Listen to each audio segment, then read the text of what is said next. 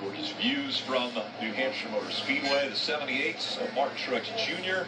had probably the fastest car at Kentucky a week ago and was caught on pit road speeding, actually passing on the left of Kevin Harvick. And NASCAR called him on this. It wasn't speeding. It was actually, he was passing to the left. And the rule states that he was not allowed to do that. They called him on it, put it to the back of the longest line, and there was a little bit of communication that took place with, and we're riding along here with Kevin on pit road. You hear the 78 accelerate just as he was getting up to his pit box. And so the 78 was able to make his way out onto the track. But the Ford had some communication about that very instance. Absolutely no reason that the 78 gets away with passing me on pit road. Saying anything about the pit road, Joseph? From the tower before the race starts. Now it's actually going to happen, and we're going to be not lead the race because of that. You can't pass to the left on pit road. They took care of it. There you have it. They took care of it, and it became a very big topic of conversation with drivers, media, everyone involved in the sport because it hadn't been called before. That's why. So to be clear, all the years of crew chief, I was aware you were not allowed to pass to the left entering pit road.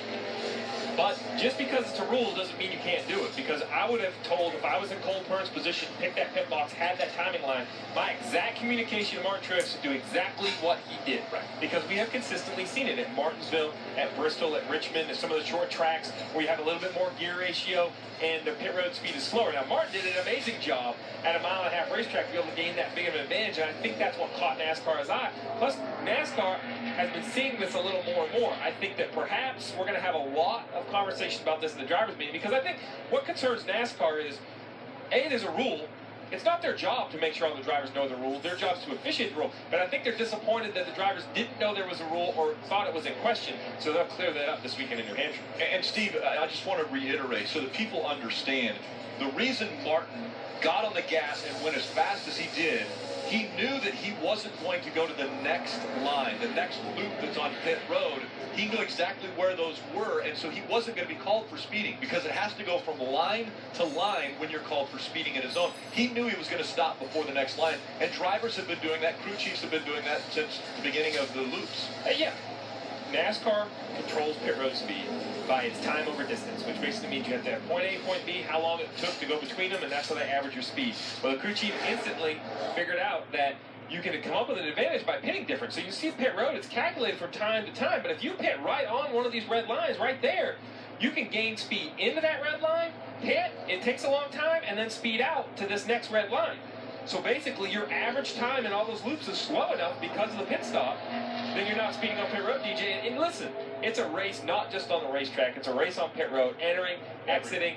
And as that becomes more prevalent, it becomes harder to officiate. Yeah, and let's point this out, that when Kevin Harvick got to his last timing line, he sped to his... Yeah, he accelerated. But I think here's the thing that caught everyone. We've seen it for a long time. It has been a rule. The drivers understand, most should, if they didn't know it's their fault, because NASCAR brings it up, that you cannot pass to the left. It hasn't been happening. Yes, we've seen it a lot. But more of the times it was back in the pack. It wasn't for the lead. And it was so obvious that I feel like that NASCAR at that point in time said, we need to do something here. My concern now is, okay, when they get in the drivers' meeting, what did they come up with this week? How much of that can you do, can't you do? Is it going to be for every pass that we see? Because we saw right behind that Matt Kenseth made a move to his left. I don't know that he was that far past the other car, but he certainly did that. And he was doing nothing that he hasn't been doing for a long time. So I think that they're going to have to put a law down here now that everyone understands what you can and can't do, but trying to officiate all of that may become very difficult. And so many people are wondering, well, why can't you? Why can't you pass to the left? We flash back to 2003.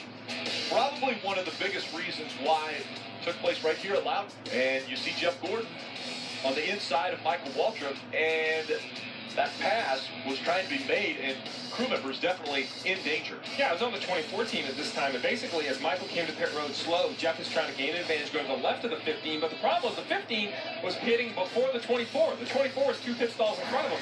That forced Jeff to the left, that put some cars up under the hood, and that's why the rule needs to be in place. But I want to go back. I'm not disappointed in Cole Pearn. If I was Barney Visser, I'd actually be proud of my crew chief, Cole Pearn, and my driver, Mark Truex, because to win these races, and one of the reasons why we've seen such a dominant performance out of the 78 is because Cole Pearn is attention to detail. And that detail can be the setup, the aerodynamics, the horsepower, how the race is run, how pit road can be taken advantage of. That's racing. You have to be very creative, and this young man not only is very bright, an engineer, very bright, knows how to make a race car go fast, but goes through every detail. And then Martin Truex, you see there walking towards you, is willing to try anything that Cole Pearn asks him to do. And that's how you go lead almost every lap at the Coca-Cola 600. You mentioned the attention to detail. Well, how about the fastest 5-lap average car on the track, Martin Truex Jr. Asked it loud and again.